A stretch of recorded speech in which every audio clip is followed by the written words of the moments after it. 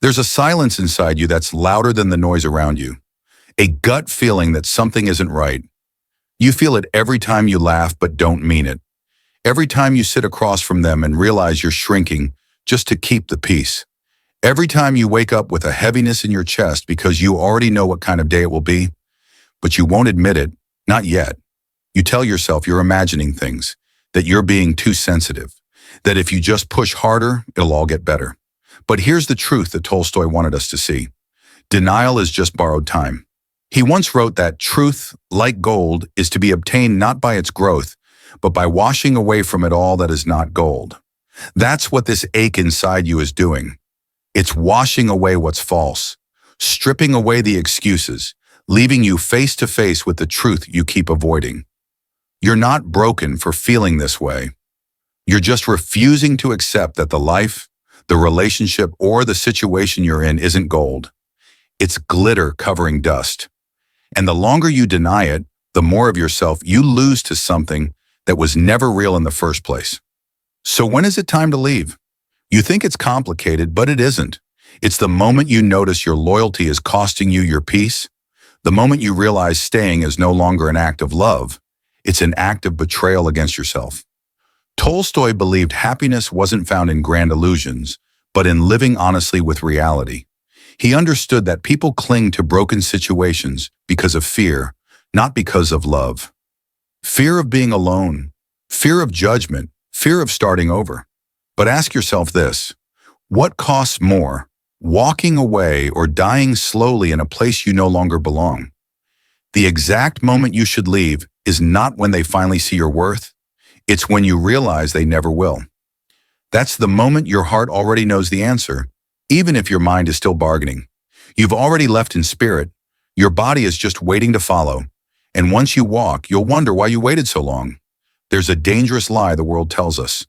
If you just try harder, things will work out. But what happens when trying harder means abandoning yourself?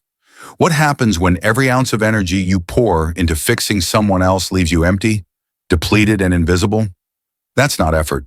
That's self-abuse dressed up as devotion.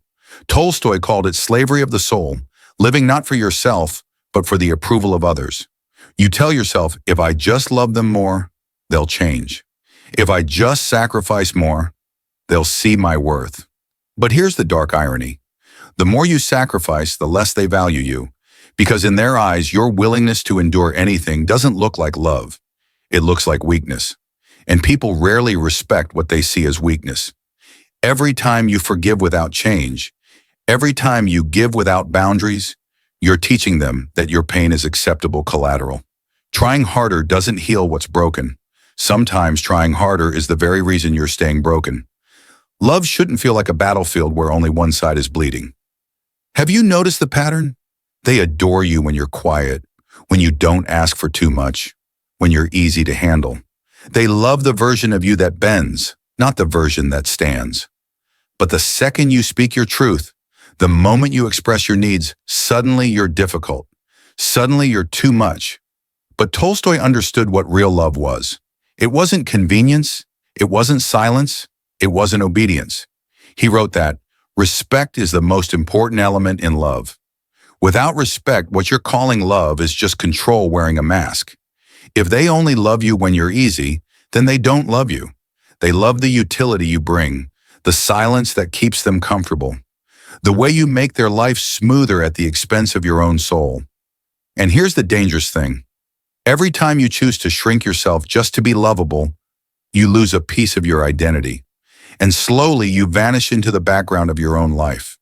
Walking away doesn't mean you've given up on love. It means you've given up on the illusion of it. They hurt you, they apologize, you forgive, and the cycle repeats. At first it feels noble to forgive. It feels holy. But Tolstoy knew the difference between real forgiveness and self-delusion. He said, everyone thinks of changing the world, but no one thinks of changing himself. And isn't that the problem? They keep apologizing, but they never change. They've mastered the performance of sorrow, but not the practice of growth. And you've mastered the art of forgiving without demanding accountability? That's not healing, it's entrapment.